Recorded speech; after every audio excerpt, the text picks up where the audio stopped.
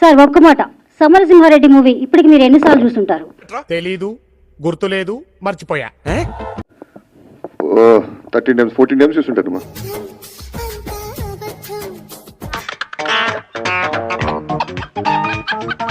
అందరికి ఇష్టపడే ఒక డైలాగ్ అయితే చెప్పారు. సో ఆ డైలాగ్ మీ నోటి నుండి వినాలని.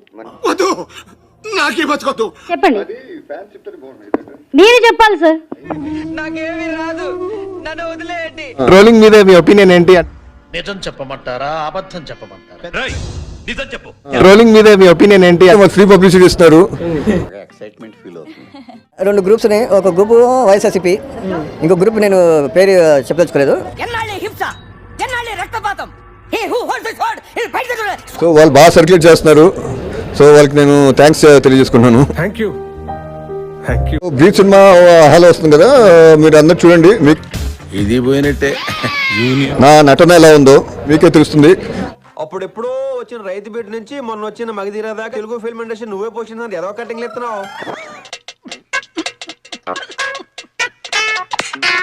సీమాకి సింహం ఎవరు ఉన్నారంటే అది నందమూరి బాలకృష్ణనే. నేను ఒక సింహంలాగా నేను పేరు తెచ్చుకోవాలని చెప్పి చాలా ట్రై చేశారు. ఎన్నో రకాల సినిమాలు చేశారు కానీ అవన్నీ నమ్మే ఉంటే నీ ఫేస్ లాగే నువ్వు ఏదో కన్నాలేసుకు బతకాల్సి వస్తుందిరా.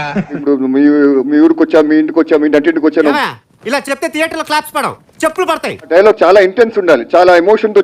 మరి నేను ఎలా చెప్పాను? ఇంటెన్సివ్ కేర్ లో ఉన్నట్టు చెప్తావు. లారీ డైలాగ్ ఉంది, గుడివార.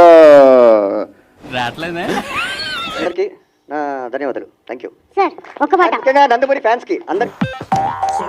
ఫ్యూచర్ ఉంది. నందమూరి ఫ్యామిలీ నుంచి ఎవరైనా చెప్తే వినాలి మా ఆశ. తెలీదురా, తెలిసినా చెప్పను. మీ ఊరికి వచ్చా, మీ ఇంటికి వచ్చా, మీ నటింటికి వచ్చా, తర్వాత ఏంటి? ఇలా చెప్తే థియేటర్ లో క్లాప్స్ పడవు, చెప్పులు పడతాయి. నవ్వు ఆపుకుంటున్నావు కదరా.